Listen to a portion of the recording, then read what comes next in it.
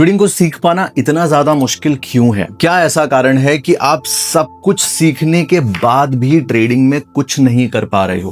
क्योंकि अगर रियलिटी देखें तो YouTube पे सारा इंफॉर्मेशन एक्चुअली में फ्री में अवेलेबल है। आपको प्राइस एक्शन के लेक्चर्स मिल जाएंगे, आपको ट्रेंड लाइन के लेक्चर्स मिल जाएंगे फ्री ऑफ कॉस्ट, आपको कैंडलस्टिक्स सीखने को मिल जाएगा, आपको स्मार्ट मनी कॉन्सेप्ट, ये वो सब कुछ अगर आपके अंदर सीखने की चाह है तो आपको सब कुछ YouTube में फ्री ऑफ कॉस्ट मिल जाएगा। बट उसके बाद भी क्यों ऐसा होता है कि कोई इंसान सिंपल तरीके से ट्रेड कर रहा है और पैसे बना रहा है और आपको इतना कुछ पता है, उसके बाद भी आपके ट्रेडिंग में पैसे नहीं बन रहे? इसका सबसे बड़ा कारण और आप उसको इंप्रूव कैसे कर सकते हो वो हम आज के लेक्चर में सीखेंगे। ट्रेडिंग में सब कुछ सीखने के बाद भी अगर आप प्रॉफिट नहीं कर पा रहे हो तो उसका सबसे बड़ा कारण जानने की कोशिश करते हैं और वो कारण एक्चुअली में होता है ट्रेडिंग साइकोलॉजी। ना ट्रेडिंग साइकोलॉजी एक ऐसी चीज है जिसपे बहुत सारे लोग बोलते हैं कि एक्चुअली में ये मैटर नहीं करता है, बहुत सारे लोग बोलते हैं मैटर करता है। अगर आप मेरी बात मानो तो जब सारी इंफॉर्मेशन फ्री में अवेलेबल है, सब कुछ लोगों को पता है, उसके बाद भी अगर नहीं लोग बना पा रहे हैं पैसे, तो वो एक ही चीज होती है, आपका सोचने का तरीका। एकदम सिंपल और एकदम आसान भाषा में यही चीज है जो मैटर करती है। अब वो सोचने के तरीके से मेरा मतलब क्या है? सोचने के तरीके से मेरा मतलब ये है कि जब आप एक पर्टिकुलर ट्रेड में होते हो तब आप सोचते कैसे हो, वो है। अब ये जो सोचने का तरीका एक्चुअली में है, ये चीज आपकी 80% होती है ट्रेडिंग में। और अगर आपको टाइम ज्यादा हो गया है, लेट्स से आपको 5, 6, 7 इयर्स हो गए हैं, तो ये चीज 99% है। बिकॉज अगेन अब आपको 6-7 साल हो चुके हैं, 5 साल हो चुके हैं, तो उसका मतलब आपने इनफ चार्ट टाइम भी दे दिया है, आपने इनफ चीजें सीखी हैं, आपने इनफ लॉस भी करा है, अच्छे खासे पैसे भी आपने जलाए हैं। तो अब जो चीज आपको रोक रही है वो सिर्फ और सिर्फ आपका सोचने का तरीका है, जिसे सारे लोग ट्रेडिंग साइकोलॉजी बोलते हैं। मेरे पॉइंट ऑफ व्यू से it is just how you think when you are into a trade. अब यूजुअली क्या होता है, सबके यहाँ पे अलग अलग थॉट्स होते हैं। एक बिगिनर ट्रेडिंग को अलग नजरिए से देखेगा, उसके लिए अगर अभी जो मैं बातें बोल रहा हूँ वो शायद रिलेटेबल नहीं रहेंगी। क्यों? क्योंकि वो बोलेगा यार मुझे तो अभी प्राइस एक्शन ही नहीं आता, मुझे मार्केट में ऑर्डर लगाना ही नहीं आता, मुझे स्टॉप लॉस नहीं लगाना आता, ऑप्शन क्या होता है नहीं पता, फॉरेक्स मार्केट क्या है नहीं पता, बेसिक्स नहीं क्लियर है। तो उसको अगर मैं बोल दूंगा कि बॉस 80-90% ट्रेडिंग साइकोलॉजी है, तो स्टार्टिंग में उसके कुछ सेंस में आएगा ही नहीं। क्योंकि ट्रेडिंग साइकोलॉजी एक ऐसी चीज है जो कि आपको कोई एक बार में नहीं सिखा सकता। It's all about repeating the same thing again and again with discipline. तब कहीं जाके आप धीरे धीरे करके ग्रेजुअली इंप्रूव करते हो। एक लेक्चर या एक ही वीडियो से ये पॉसिबल नहीं है। नाउ अगर हम परसेंटेजेस की बात करें तो अगर कोई एक एब्सोल्यूट बिगिनर है, उसके लिए ये रेशियो क्या होगा? उसके लिए होगा उसको 50% ध्यान देना है कि मैं मेरा बेसिक्स वगैरह सारी चीजें क्लियर करूं, और उसके बाद 50% उसके लिए साइकोलॉजी है। जब वो एक ट्रेड में होगा तो वो सोच कैसे रहा है, उसको उस पर फोकस करना है। बट एज अ बिगिनर उसका फोकस वहां पे सिर्फ 50% होना चाहिए। जिसको 2-3 साल हो चुके हैं मार्केट में, उसके लिए 80% चीज है वो है ट्रेडिंग साइकोलॉजी, या वो सोच कैसे रहा है। बाकी का 20% आर द बेसिक थिंग्स। और जिसको 6-7 साल हो चुके हैं, बॉस 99% आप माइंडसेट की वजह से ही मात खा रहे हो, और ट्रस्ट में कोई चीज नहीं होती। तो अभी आपने समझा कि सबसे बड़ी चीज क्या है। सब कुछ आने के बाद में भी आप क्यों नहीं एक्चुअली में कर पा रहे हो? It's the one thing, how you think.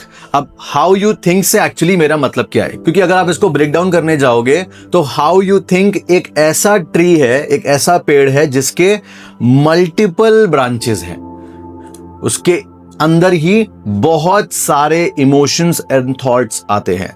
कुछ इन जनरल मैं आपको बताता हूं कि वो क्या होते हैं। सबसे पहले जब आप एक पर्टिकुलर ट्रेड में होते हो, उस पर्टिकुलर टाइम पे आप फियर में हो या फिर आप न्यूट्रल हो। सबसे पहला जो इमोशन है वो है फियर। अब फियर कब होता है? देखो, अगर हम ह्यूमन नेचर की बात करें, हर एक इंसान को पैसे खोने का डर है। वो बिजनेसमैन हो, वो अंबानी जी क्यों ना हो, कोई भी इंसान पैसे खोना नहीं चाहता। ह्यूमन बिहेवियर या ह्यूमन माइंड के अगेंस्ट है ये चीज। और जैसे ही आप ट्रेड में आते हो तो ट्रेड में पैसे खोना इज इनएविटेबल। आपको पैसे खोना ही पड़ेगा। ये पहला एक्सेप्टेंस आपको लेके आना है। अब डिपेंड करता है, अगर किसी के पास में 1 लाख रुपए कैपिटल है, उसको बोलूं मैं कि आपको 50,000 60,000 का लॉस लेना है, दैट इज 60%। वो वहां पे डर जाएगा, फियर आ जाएगा। बट अगर किसी के पास में 1 लाख रुपए, उसको बोले कि आपको 2,000 रुपए का लॉस लेना है, 1,000 का लॉस लेना है, वो बोलेगा ठीक है, इतना मैं बेयर कर सकता हूं, कोई प्रॉब्लम नहीं है। Again it differs from person to person. किसी के पास लेट्स से बहुत अच्छी इनकम है, उसके लिए 1 लाख बड़ी बात नहीं है, तो वो 50,000 का लॉस लेने को भी तैयार हो जाएगा। किसी के पास बिल्कुल इनकम नहीं है, उसके लिए 1 लाख रुपए ही सब कुछ है, तो वो 2,000 के लॉस में भी डरेगा। एग्जाम्पल जो मैं आपको समझाने की कोशिश कर रहा हूं कि ये बहुत ही डायनामिक चीज है, बट अगर इसको इन शॉर्ट समरी लेके आए तो वो समरी ये आएगी कि अगर आपका रिस्क, जो भी आप लॉस पहले से प्लान करके चल रहे हो, अगर वो आपके मेंटल एक्सेप्टेंस से ज्यादा है तो आपको डर लगेगा। That is a very obvious thing. और आपको डर निकालने के लिए जितना हो सके उतना रिस्क कम रखो। कितना आसानी से मैंने बोल दिया और कितना आसान है ये सुनने में, लेकिन अप्लाई करने में उतना ही डिफिकल्ट है। ऐसा क्यों है? अनदर रीजन जो कि फियर को साथ में लेके आता है, बताता हूं। अगर आप 1 लाख रुपए से ट्रेड करोगे, 1,000 रुपए का रिस्क लोगे, सिर्फ मान लो आपको 1:4 का टारगेट भी मिल गया, मतलब आपने 1,000 रुपए के बदले 4,000 का टारगेट मिल गया, तो आपके सिर्फ 4,000 रुपए बने हैं। अब ये 4,000 रुपए आपको बहुत कम लग रहे हैं, क्योंकि यार 4,000 में क्या ही होता है। अगेन, किसी के लिए 4,000 बहुत बड़ा नंबर हो सकता है, किसी के लिए 4,000 रुपए कुछ भी नहीं हो सकता। यूजुअली अगर देखें तो अगर कोई 1 लाख रुपए कैपिटल बिल्ड कर रहा है, उसने 4,000 रुपए बनाए, तो उसको मे भी लगेगा यार ये बहुत कम है। अगर मैं इसी में 1,000 के रिस्क के बजाय 10,000 का रिस्क लेता तो मेरा 40,000 का प्रॉफिट होता। और सभी कैलकुलेशन करते हैं। ये चीज क्या है?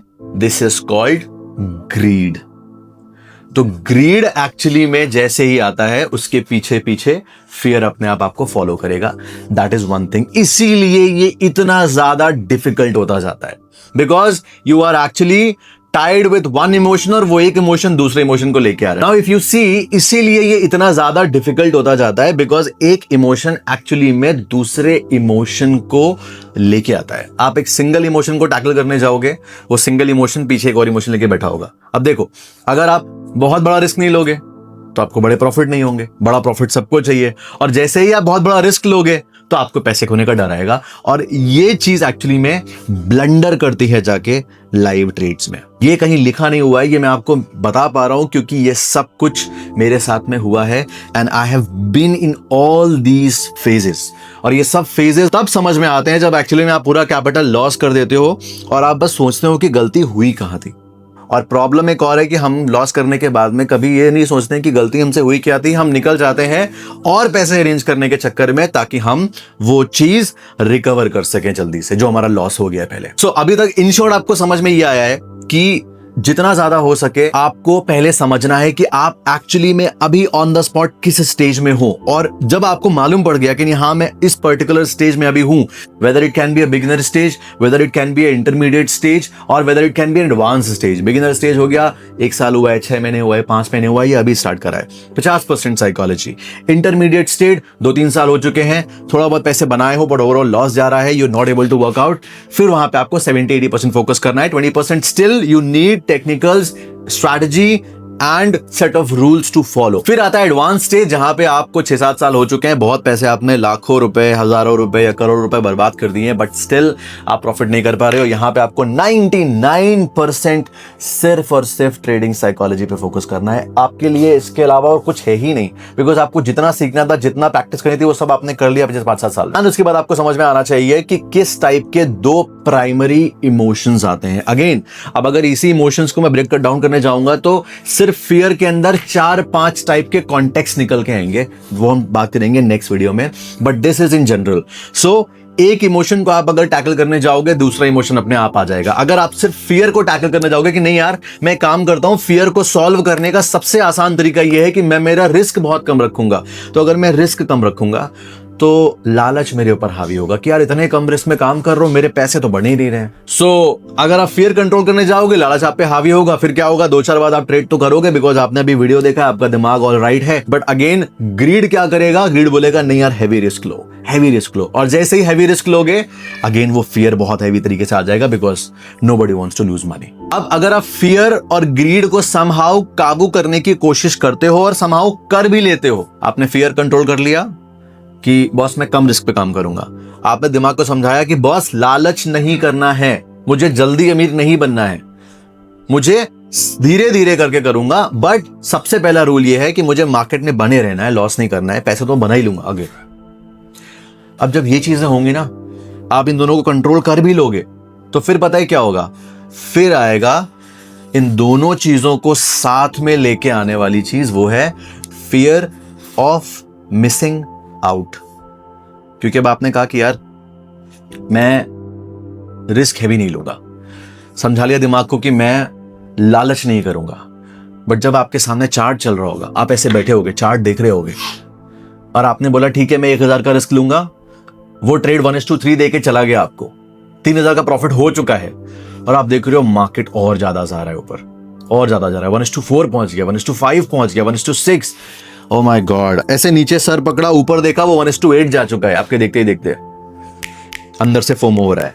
Now you want to catch on that trade. अब जैसे ही आप वो कैच करने जाओगे तो एक्चुअली में वो जो चीज कैच करवा रही है आपको, वो ग्रीड करवा रही है, लालच करवा रहा है कि नहीं यार मुझे बॉस, मुझे जल्दी से पैसे बनाना है, I want to catch that trade, मेरे को छूट जाएगा मेरे से और मार्केट चला जाएगा ऊपर, एंड फिर वो आप उसी जो ट्रायल लूप है ना, उसी ट्रायल लूप में वापस आ जाओगे। दीज 3 थिंग्स आर देयर जो कि मुझे रियलाइज हुआ है। अब अभी मैं आपको बहुत ही सिंपल तरीके से बता रहा हूं। अगेन हम इस पे एक इंडिविजुअल फियर पे, इंडिविजुअल ग्रीड पे, इंडिविजुअल फोमो पे I will bring another lectures, but this is the biggest reason why you are not able to make money, because same चीज मेरे साथ भी हुई थी। अगर मैं आज की बात करूं तो आज मेरा एक चैनल है जहां पे मैं live analysis and I do live trade. वहां पे जाके अगर आप देखोगे तो आज के दिन मार्केट में direction was I was right. जहां से शॉर्ट प्लान किया था मार्केट वहां से शॉर्ट गया, जहां से लॉन्ग प्लान किया था मार्केट वहां से लॉन्ग गया। Students have made some money.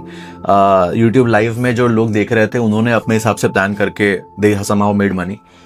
मैंने ट्रेड प्लान करा, ऐसे लेट हुआ, उसके बाद मार्केट नीचे, वहां से मतलब मेरा ऐसे हिट करके मार्केट वेंट डाउन। उसके बाद क्या हुआ, नेक्स्ट ट्रेड प्लान करी, बिकॉज रिस्क रिवॉर्ड वहां पे नहीं था तो मैंने एंटर नहीं करा।